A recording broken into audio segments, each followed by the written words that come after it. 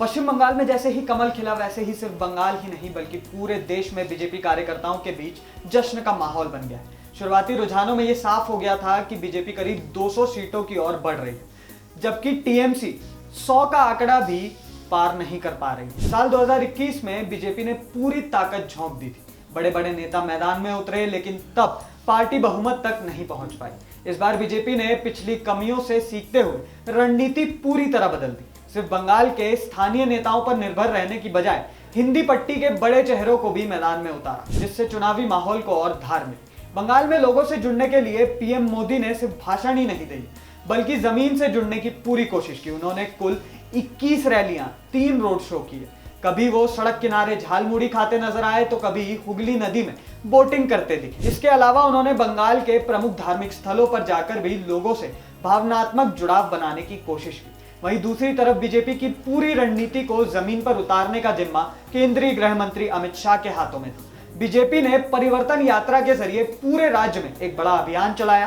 करीब 5000 किलोमीटर लंबी इस यात्रा के जरिए पार्टी ने गांव-गांव, शहर-शहर जाकर लोगों तक अपनी बात पहुंचाई। इस दौरान बीजेपी ने ममता सरकार को भ्रष्टाचार, घुसपैठ, कुशासन जैसे मुद्दों पर घेरते हुए जनता के बीच बदलाव की मांग को मजबूत किया। अमित शाह खुद इस पूरे अभियान की निगरानी कर रहे थे। हर रैली, हर रोड शो के बाद फीडबैक लेना, रणनीति में बदलाव करना और संगठन को मजबूत करना, ये सब उन्होंने बहुत बारीकी से संभाला।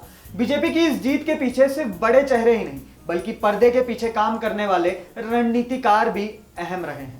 सुनील बंसल और भूपेंद्र यादव की जोड़ी ने संगठन को जमीनी स्तर पर मजबूती दी। दोनों नेताओं ने मंडल और बूथ स्तर पर जाकर कार्यकर्ताओं के साथ तालमेल बनाया, उनके बीच मतभेद दूर किए और चुनावी मशीनरी को पूरी तरह एक्टिव किया।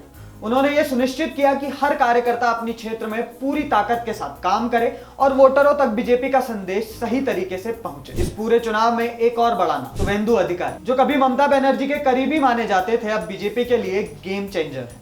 उन्होंने न सिर्फ टीएमसी को अंदर से कमजोर किया बल्कि कोलकाता की भवानीपुर सीट पर भी कड़ी चुनौती खड़ी कर दी। शुभेंदु अधिकारी के प्रभाव का असर पूरे बंगाल में देखने को मिला, जहां बीजेपी को मजबूत बढ़त मिलती नजर आई।